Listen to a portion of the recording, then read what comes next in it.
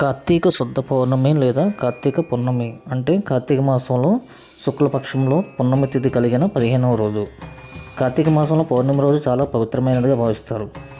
ఈ పౌర్ణమి రోజున శివాలయాల్లో రుద్రాభిషేకం చేయించిన వారికి సకల సంపదలు దరిచేరుతాయి. ఇందులో భాగంగా మహాన్యాసక పూర్వక రుద్రాభిషేకం, ఏకాదశి రుద్రాభిషేకాలను చేయించినట్లయితే కోటి జన్మల పుణ్యఫలం ప్రాప్తిస్తుందని విశ్వాసం. కార్తీక మాసంలో వచ్చే పౌర్ణమిని హిందువులకు పరమ పవిత్రమైన రోజు. ఇది మహాశివరాత్రితో సమానమైన పుణ్యదినం. ఈ పర్వదినాన్ని త్రిపురి పూర్ణిమ, దేవ దీపావళి అని కూడా అంటారు. మహాభారత కథనాన్ని అనుసరించి కార్తికేయుడు తారకాసురుని సంహరించిన రోజే కార్తీక పౌర్ణమి. ప్రజలను నానా రకాలుగా హింసిస్తున్న తారకాసురుడు ఇక లేడన్న ఆనందంతో దీపాలు వెలిగించి సంబరం చేసుకున్నారు. 1000 ఏళ్ల రాక్షసుల పాలన అంతరించిన శుభ సందర్భంగా మహాశివుడు తాండవం చేశాడని పురాణాలు చెప్తున్నాయి. కార్తీక పౌర్ణమి అటు శివునికి ఇటు విష్ణుమూర్తికి కూడా ప్రియమైన రోజు. ఈ రోజున దీపం వెలిగిస్తే మనం తెలియక చేసే పాపాలన్నీ హరించుకుపోతాయి. కార్తీక సోమవారాల్లో కార్తీక పౌర్ణమి రోజున రుద్రాభిషేకం చేస్తారు. ఈ విశిష్ట దినాన సత్యనారాయణ వ్రతం చేసుకోవడం చాలా శ్రేష్టం.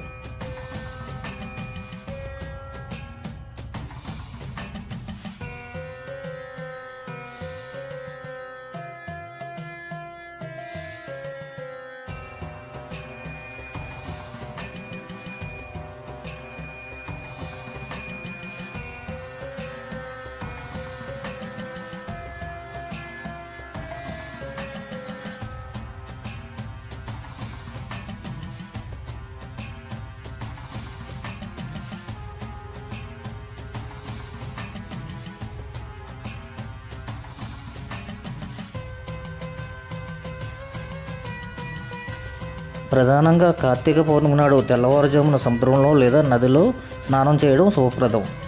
నదిలో స్నానం చేసే అవకాశం లేని వారు ఉదయాన్నే లేచి స్నాన జపాలు ముగించి ఆలయానికి వెళ్ళి దేవుని దర్శించుకుంటారు. ప్రత్యేక పూజల్లో పాల్గొంటారు. రోజంతా ఉపవాసం ఉండి సాయంత్రం 365 ఒత్తులతో కూడిన దీపాన్ని వెలిగిస్తారు. రోజుకు ఒక ఒత్తి చొప్పున ఏడాది మొత్తాన్ని సూచిస్తాయి ఈ ఒత్తులు.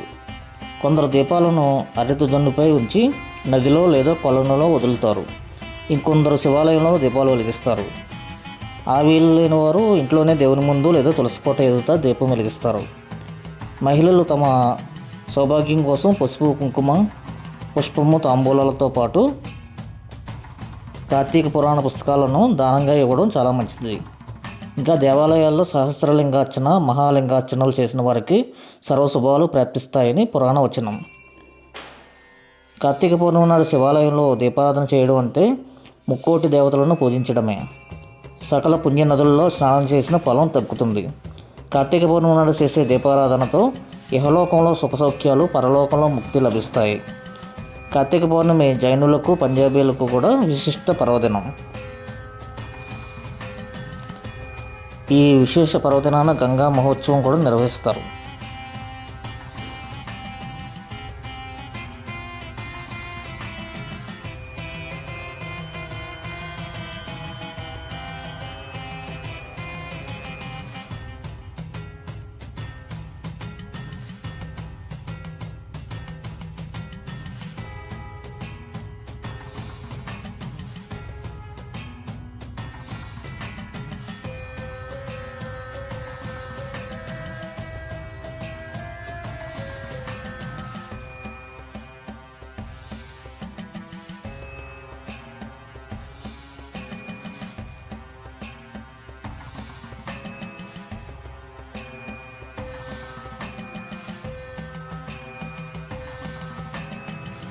తారకాసురుడి కథ. తారకాసురుడి 3 కుమారులు బ్రహ్మను మెప్పించి ఎక్కడికైనా స్వేచ్ఛగా సంచరించగలిగే 3 పురాలను వరంగా పొందారు. ఎవరి వల్ల మరణం లేకుండా వరం కోరారు. అది సాధ్యం కాదన్నాడు బ్రహ్మ. అలాగైతే రథం కాని రథం మీద, విల్లు కాని విల్లుతో, నారి కాని నారి సారించి, బాణం కాని బాణం సంధించి 3 నగరాలు ఒకే సరళ రేఖలోకి వచ్చాక ఒకే బాణంతో 3 ఏకకాలంలో కొడితేనే మరణం సంభవించేలా వరం కోరారు. ఇవ్వక తప్పలేదు బ్రహ్మకు. ఆ వరబలంతో పట్టణాలతో సహా సంచారం చేస్తూ లోకాలన్నింట కల్లోలం సృష్టిస్తున్నారు. వీధి లోకవాసులు బ్రహ్మకు మొరపెట్టుకున్నారు. వరం ఇచ్చింది తానే కాబట్టి ఏమీ చేయలేనన్నాడు. విష్ణువు దగ్గరికి వెళ్ళమని ఉపాయం చెప్పాడు. విష్ణువు కూడా తనకు ఆ శక్తి లేదని వారిని వెంట పెట్టుకుని శివుని దగ్గరకు వెళ్ళాడు. దేవతలందరూ సహకరిస్తే తాను ఈ పని చేయగలనన్నాడు శివుడు. ఆ మాటతో భూమి రథం కాని రథంగా మారింది. మేరు పర్వతం విల్లు కాని విల్లుగా, ఆదిశేషువు అల్లుతాడుగా, శ్రీ మహావిష్ణువు బాణం కాని బాణంగా మారారు. వీరందరి సమూహార శక్తితో శివుడు త్రిపురాసురులను సంహరించాడని, అందువల్ల ఈ పేరు వచ్చిందని పురాణ కథనం. హర హర మహాదేవ శంభో శంకర. ఓం నమో నమ శివాయ.